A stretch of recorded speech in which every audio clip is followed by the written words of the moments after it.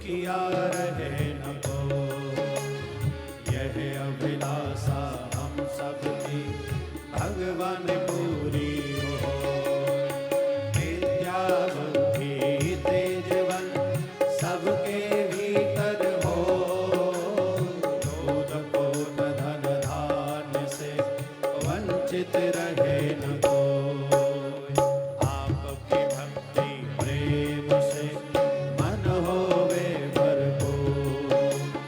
राग द्वेष से चित्त मेरा हो सौभाग्य दूर। मिले भरोसा आपका हमें सदा जगदीश। आशा तेरे नाम की बनी रहे ममरी। पाप से हमें बचाइए करके दया दया। अपना भक्त बनाएंगे सबको करो निहाल। दिल में दया उदारता मन में प्रेम अपार। हृदय में धीर दीनता हे मेरे करता। हाथ जोड़ विनती करूं सुनिए कृपा निधान। साधु संगत सुख दीजिए दया धर्म का दान दीजिए। राधे राधे गोविंद गोविंद राधे। राधे राधे गोविंद गोविंद राधे। राधे राधे गोविंद गोविंद राधे। जय राधे राधे गोविंद गोविंद राधे। गोविंद राधे गोपाल राधे। गोविंद राधे गोपाल राधे। यहाँ जितने लोग बैठे हैं, अगर आप राधे राधे गोविंद बोलेंगे तो आप पूरी साल में उतना भजन नहीं कर सकते जितना आप 1 मिनट में कर लेंगे। एक साल में उतना भजन नहीं हो पाएगा आपसे जो 1 मिनट में हो जाएगा। हजारों लोग बैठे हैं, एक स्वर में प्यार से कोई भी मौन न रहे। राधे राधे गोविंद गोविंद राधे। राधे राधे गोविंद गोविंद राधे। गोविंद राधे गोपाल राधे। गोविंद राधे गोपाल राधे। गोविंद राधे गोपाल राधे। गोविंद राधे गोपाल राधे। राधे राधे गोविंद गोविंद राधे। राधे राधे गोविंद गोविंद राधे। राधे राधे गोविंद गोविंद राधे। राधे राधे गोविंद गोविंद राधे। राधे राधे गोविंद गोविंद राधे। राधे राधे गोविंद गोविंद राधे। राधे राधे गोविंद गोविंद राधे। राधे राधे गोविंद गोविंद राधे। बोले भागवत महापुराण की जय। सदगुरुदेव भगवान की जय। प्रियकांजू सरकार की जय। गंगा मैया की जय। धर्म की जय हो। अधर्म का नाश हो। प्राणियों सद्भावना हो। में विश्व का कल्याण हो। गौ हत्या बंद हो। गौ माता की सेवा हो। विश्व में शांति हो। विश्व में शांति हो। विश्व में शांति हो। ओम शांति शांति शांति। सर्वप्रथम मेरे परमाराध्य श्री युगल सरकार के चरणों में कोटि कोटि नमन। उनसे प्रार्थना वो अपनी व्यासपीठ ग्रहण करें। और के उपरांत में परम श्रद्धेय श्री सद्गुरुदेव भगवान के चरणों में कोटि कोटि नमन। उनसे प्रार्थना वो अपना आशीर्वाद हमें प्रदान करें। स्थान देवता वास देवता ग्रामीण देवता नगर देवता इन सबको बार बार प्रणाम। ये भी अपना स्थान ग्रहण करें। विद्युत समाज सभी ब्राह्मण समाज संत समाज पधारे सभी भक्तों के हृदय में उपस्थित मेरे सर्वेश्वर भगवान को कोटि कोटि नमन। यूट्यूब चैनल के माध्यम से जो विश्व भर में लोग श्रवण कर रहे हैं उन सबको मेरा प्यार भरा राधे राधे। पंकज गुप्ता जी के जितने भी पित्र हैं वो भी यहाँ पर उपस्थित हों और श्रीमद् भागवत कथा श्रवण करें। उन्हीं के कल्याण के लिए भागवत कथा हो रही है। आइए आप लोग अपना सर ढक लें और भागवत का प्रथम श्लोक मेरे साथ उच्चारण करेंगे। जो खड़े हुए हैं पीछे वो सभी बैठ जाएं, तभी आपको फल भी मिलेगा। बैठ जाइए और भागवत का प्रथम श्लोक उच्चारण कीजिए। सभी लोग सर ढक लें और भागवत का प्रथम श्लोक उच्चारण करें। मेरे पीछे पीछे सभी बोलेंगे। एक श्लोक उच्चारण करें भागवत का प्रथम। सच्चिदानंदरूपाय सच्चिदानन्दरूपाय विश्वोत्पत्त्यादिहे तवे विश्वोत्पत्त्यादिहेतवे तापत्रय विनाशाय तापत्रयविनाशाय श्री कृष्णाय वयं नमः। श्रीकृष्णाय वयं नमः। सतचित आनंद घन सर्वेश्वर सच्चिदानंद भगवान को कोटि कोटि नमन। दैहिक दैविक भौतिक त्रितापों को जन्म देने वाले, उनका पालन करने वाले और उनका संहार करने वाले उन भगवान को हम नमन करते हैं। और उनको नमन करके हम एक बार सभी बोलेंगे राधे राधे, जोर से बोलेंगे। और जोर से बोलना पड़ेगा, और जोर से बोलना पड़ेगा, ऐसे नहीं, और जोर से बोलिए, और जोर से बोलना पड़ेगा, और जोर से। हमारे बीच में माननीय श्री सतीश महाना जी, विधानसभा अध्यक्ष उत्तर प्रदेश सरकार, उत्तर प्रदेश सरकार विधानसभा अध्यक्ष माननीय सतीश महाना जी, आप भी आए हैं, उनका भी बहुत बहुत स्वागत। एक बार जोरदार ताली बजा करके उनका भी स्वागत करें।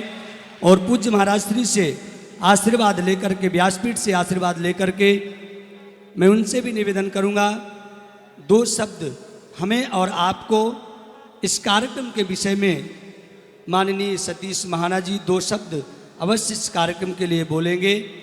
और इस कार्यक्रम का शुभारंभ जब इतने सुंदर धार्मिक हमारे बीच में अध्यक्ष, विधानसभा अध्यक्ष, मंत्री जी, डिप्टी सीएम आते हैं तो कैसे सुंदर कार्यक्रम नहीं होगा। तो दो शब्द सतीश महाना जी इस कार्यक्रम के लिए।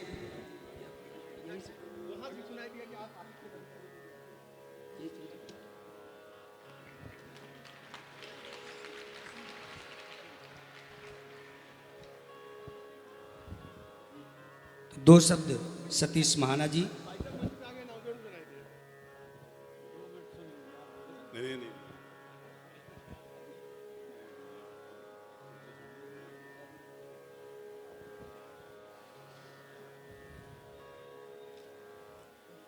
आज इस पवित्र भागवत कथा के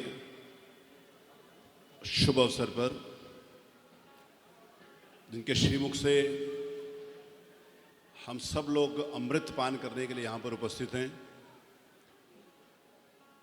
जो देश में ही नहीं पूरे विश्व में भारत की संस्कृति को आगे बढ़ाने का काम कर रहे हैं, जो भारतवर्ष एक समय में विश्वगुरु के स्थान के ऊपर स्थापित था, आज उनकी कथा और उनकी वाणी से पुनः उस ओर आगे बढ़ रहा है। हम सबके लिए ऐसे पूज्य श्री देवकीनंदन जी महाराज, मैं आपको सादर प्रणाम करता हूं आदर के साथ। इस कार्यक्रम में उपस्थित हमारे उप मुख्यमंत्री श्रीमान ब्रजेश पाठक जी अभी अभी गए हैं। मेरे बहुत ही प्रिय अनुज इसलिए कहता हूं क्योंकि मुझसे उम्र में छोटे हैं, श्री पंकज गुप्ता जी इस कार्यक्रम में उपस्थित, शक्ति स्वरूपा मेरी माताएं, बहनें, सम्मानित बंधुओं, नौजवान दोस्तों और बहुत ही प्यारे बच्चों, जिस व्यासपीठ पर पूज्य देवकीनंदन महाराज जी जैसे व्यक्ति उपस्थित हों, उनके सामने कुछ भी बोलना मेरे जैसे एक छोटे से व्यक्ति के लिए शोभा भी नहीं देता और साहस भी नहीं है मेरा। लेकिन उनका आदेश है तो मैं 2-4-5 मिनट, अगर अनुमति होगी तो 4-5 मिनट में अपनी बात कहूँगा। हम देखते हैं कि भारत भूमि, जिस भारत भूमि में हमने जन्म लिया है, हम उसको भूमि नहीं माता मानते हैं। और माता एक ऐसा शब्द है, उससे पवित्र शब्द और दूसरा कोई भी नहीं हो सकता। हम सबको पता है कि हम सब लोगों ने मनुष्य रूप में जन्म लिया है। प्रातः स्मरणीय गोस्वामी तुलसीदास जी कहते हैं कि बड़े भाग्य मानुष तन पावा, सुर दुर्लभ सदग्रंथ नहीं गावा। तो सौभाग्य से मनुष्य का जीवन मिलता है। हम कहते हैं कि मनुष्य विवेकवान है, मनुष्य संवेदनशील है, मनुष्य ज्ञानवान है। और मनुष्य जो ठानता है उसको कर लेता है, और अन्य प्राणियों से हम अपने आप को श्रेष्ठ कहते हैं। यदि हम इसके ऊपर विचार करें तो जो अन्य प्राणी हैं, अगर हम शेर के विचार में विचार करें तो शेर को कहने की जरूरत नहीं पड़ती भाई शेर बन जाओ। मोर को कहने की भी जरूरत नहीं पड़ती मोर भाई मोर बन जाओ। मैं विस्तार से नहीं जाऊंगा, लेकिन कभी कभी हम मजाक में गधे को भी नहीं कहते कि गधे भाई गधे बन जाओ, गधे जैसा व्यवहार तो करता ही है। लेकिन जो मनुष्य अपने आप को श्रेष्ठ समझता है, हम उसको कहते हैं कि भैया मनुष्य तो बन जाओ। और मनुष्य को मनुष्य बनाने के लिए ऐसे संत समाज में हैं जो हमारे को रास्ता दिखाते हैं कि मनुष्य बन जाने के लिए। धर्म और अधर्म की व्याख्या तो हो सकती है, धर्म और अधर्म के ऊपर चलने का साहस नहीं हो सकता। हम सबको मालूम है एक प्रसंग जिस समय महाभारत हो रहा था, तो दुर्योधन की जंगा के ऊपर जिस समय भीम ने मारा था तो मृत्युशैया पर थे। तो द्रौपदी ने कहा कि मैं दुर्योधन से मिलने जाना चाहती हूं। तो उनको कहा गया अभी दुर्योधन से क्यों मिलने जाना चाहती हो? अब उन दिनों ऐसा युद्ध नहीं होता था कि आजकल घर में लड़ाई हो जाए तो दिन में भी बात नहीं होती, रात में भी बात नहीं होती, तब शाम को 5 बजे के साथ बातचीत भी कर लिया करते थे। तो जब द्रौपदी गई दुर्योधन के पास तो उन्होंने कहा हे तात, आप और पांडव, कौरव और पांडव, उसने कहा आपने एक ही परिवार में जन्म लिया, एक ही गुरुकुल में शिक्षा प्राप्त करी। ऐसा भी नहीं था कि कोई कॉन्वेंट में और कोई प्राइमरी स्कूल में पढ़ता हो, एक ही गुरुकुल था, गुरु द्रोणाचार्य दोनों के गुरु थे। उनका एक ही भीष्म पितामह की गोदी में आप खेले। तो उन्होंने कहा आपको पता नहीं था कि धर्म क्या धर्म क्या, क्या अलग अलग शिक्षा थी क्या? तो दुर्योधन ने कहा मुझे पता था कि धर्म क्या है और अधर्म क्या है, लेकिन मेरे मन में जो विकार थे वो मुझे धर्म के रास्ते ऊपर चलने से रोकते थे। मेरे मन में जो अहंकार था कि मैं ही सब कुछ कर सकता हूं, वो मुझे धर्म के रास्ते के ऊपर चलने से रोकते थे। मेरे मन में ईर्ष्या थी कि कहीं मेरे भाई मेरे से आगे ना निकल जाएं, इसलिए मेरे धर्म के रास्ते ऊपर नहीं चल रहा। तो मुझे डर लगता था कि मेरा सब कुछ चला ना जाए, वो डर के रास्ते से मैं धर्म के रास्ते के ऊपर नहीं चलता था। मेरे मन में घृणा थी। तो सारे के सारे बाधा बनते थे हमारे को धर्म के रास्ते के ऊपर चलने के लिए। इन बाधाओं से लड़ने का कोई साहस दे सकता है और हम धर्म के रास्ते के ऊपर चल सकते हैं, तो ये देवकी नंदन जी महाराज हमारे को दे सकते हैं। उस साहस के साथ हमारे को उस रास्ते के ऊपर चलने का रास्ता मार्ग प्रशस्त कर सकते हैं पूज्य देवकी नंदन महाराज जी जैसे संत। हम सबको मालूम है कि भारत भूमि देव भूमि है।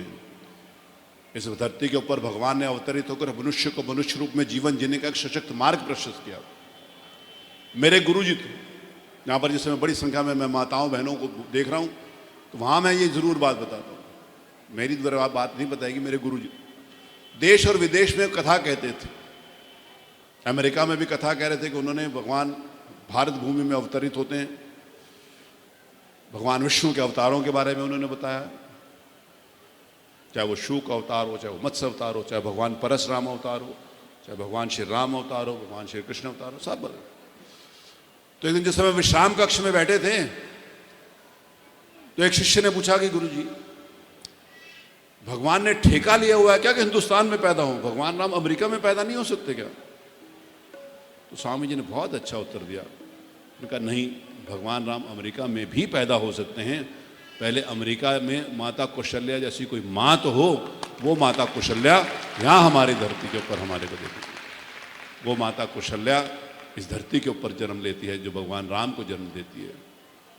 वो माँ देवकी बालक को जन्म देने के बाद भी समाज के हित के लिए उसको तत्काल छोड़ देती है। वो माँ यशोदा वात्सल्य और ममता की प्रतिमूर्ति भगवान कृष्ण का पालन पोषण करती है। तो वो माँ इस धरती के ऊपर है, और जिसको माँ कह दिया उससे पवित्र शब्द और दूसरा कोई नहीं हो सकता, क्योंकि माता का और बच्चों का एक तरफा रिलेशनशिप होता है, बाकी सारे रिलेशनशिप ड्यूअल रिलेशनशिप है, 2 तरफा रिलेशनशिप है। पंकज जी ने मुझे बुलाया, मैं इनके लिए इनका आभार व्यक्त करता हूँ। मुझे इज्जत देते हैं इसीलिए मैं इनको इज्जत देता हूँ। भाई भाई को इज्जत देता है इसलिए इज्जत देता है। बाप भी कहता है कि बेटा सेवा करेगा तो अच्छा, नहीं सेवा करेगा तो नालायक। लेकिन माँ कहती है मुझे कुछ भी नहीं चाहिए, मेरा बच्चा सुखी रहे। एक तरफा रिलेशनशिप अगर किसी के पास हो सकता है तो वो माँ के पास हो सकता है।